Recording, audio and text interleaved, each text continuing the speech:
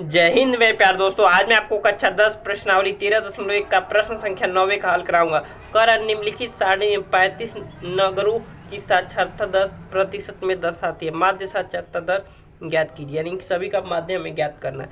तो देखिए, नगरों की 3 नगर की संख्या है जिसमें साक्षरता दर 45 और 55 के बीच में, और 10 नगर ऐसे हैं जिसमें 55 और 65 के बीच में, और 11 नगर ऐसे हैं जिसमें साक्षरता दर 65 से 75 के बीच में, और 8 ऐसे नगर हैं जिसमें साक्षरता दर 75 से 85 के बीच में, और 3 ऐसे नगरों की संख्या है जिसमें साक्षरता दर 85 और 95 के बीच में।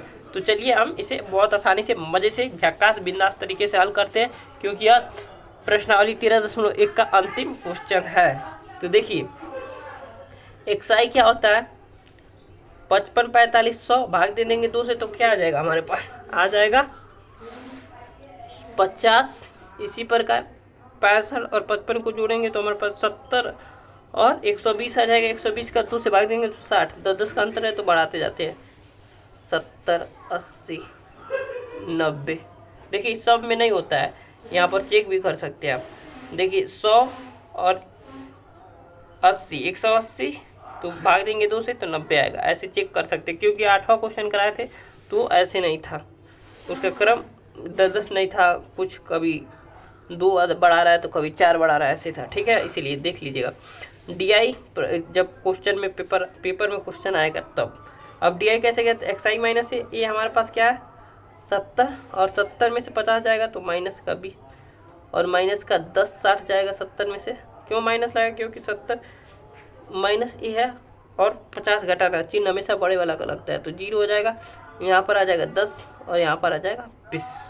ठीक है, क्यों, क्योंकि 90 में से 70 जाएगा तो 20, और 80 में से 70 जाएगा तो 10। अब UI क्या होता है, DI बटा में H हमारे पास आया था 10, क्योंकि 75 में से 65 घटाएंगे तभी 10, और 85 में से 75 घटाएंगे तभी 10, तो 10 आ गया। और DI हमारे पास 20 है तो भाग देंगे, 20 का भाग 10 से देंगे तो माइनस का 2, इसका भाग देंगे तो माइनस का 1, 10 में भाग देंगे 10 का तो माइनस का 1 आ जाएगा, और 0 10 में 1 का 10 में 10 का भाग देंगे तो 1, और 20 में 10 का भाग देंगे तो 2।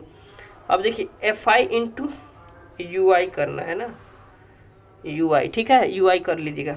अब FI इंटू यहाँ पर आ जाएगा 6 और 10 करने 10।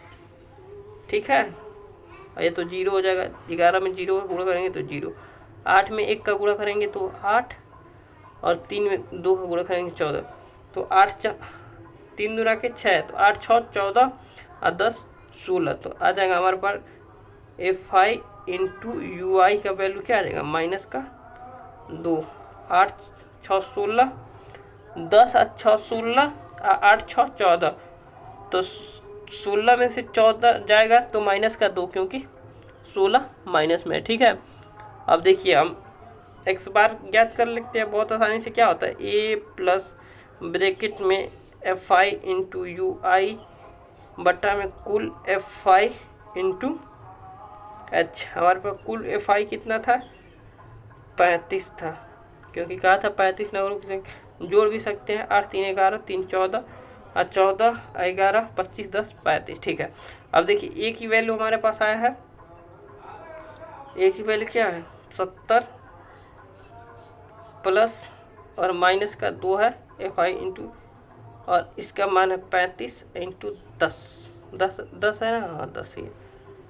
अब देखिए, तो यहाँ से हमारे पास आ जाएगा 70 माइनस का 20 बटा में 35। ठीक है, हाँ ठीक है। अब देखिए, यहाँ रफ कार्य करने के लिए हम ले रहे हैं, तो यहाँ पर 35 का भाग देंगे, 20 में भाग देंगे तो पॉइंट लगाएंगे तो 0 बढ़ा देंगे। ठीक है, अब हम भाग आसानी से दे सकते हैं। तो कितना बार में जाएगा, हमारे ख्याल से 6 बार में चलेगा, 36 18 और 6 25 30, नहीं ज़्यादा हो जाएगा कि सही हो जाएगा।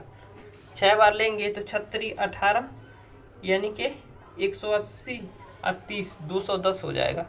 5 बार में जाएगा, 5 25 25, हाँ ठीक है, 5 25 25 का 5, और 5 23 15 2 17, तो हमारे पास आ जाएगा 25। अब 0 लगा देंगे तो कितना बार में जाएगा, तो ये हमारा जाएगा 8 बार में जाएगा क्या, 8 3 24 ना 7 बार में जाएगा। 7 5 35 का 5 और 7 3 21 और 21 3 24। हमारे पास 5 आया तो हमारे पास आ गया, भाग दिए तो हमारे पास 70 माइनस भाग दिए तो 0.57।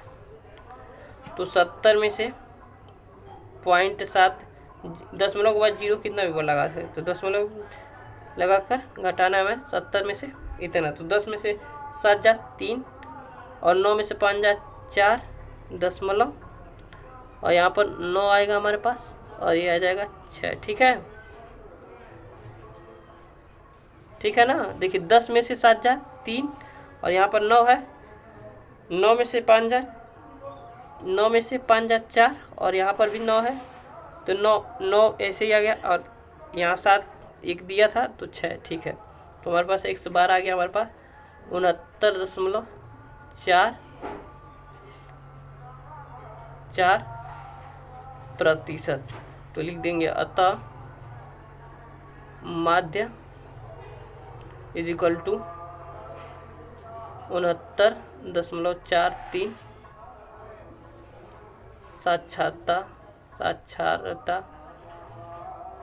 दर प्रतिशत में। ठीक है, 69.43 साक्षरता दर प्रतिशत में। ठीक है, यही हमारा आंसर हो गया।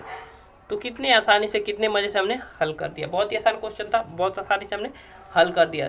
तो यह प्रश्नावली 13.1 जो कि माध्य निकालना था खत्म हुआ। अब प्रश्नावली 13.2 में हम बहुलक ज्ञात करेंगे बहुत आसानी से और बहुत मज़े से। बहुलक का प्रश्नावली कराने से पहले यानी कि प्रश्नावली 13.2 कराने से पहले मैं बहुलक का बेसिक पार्ट बताऊंगा। 15 या 20 मिनट लगेगा, आपको बता दूंगा। उसके बाद ये सारा वीडियो प्लेलिस्ट में रखा हुआ है, आप जाकर देख सकते हैं। ठीक है ना। तो बहुलक का बेसिक, उसके बाद मैं आपको उसका प्रश्नावली का हल कराऊंगा। तो मुझे आशा है कि आपको समझ में आ गया होगा। मिलते हैं अगले वीडियो में, तब तक के लिए bye, tata, take care, love you all.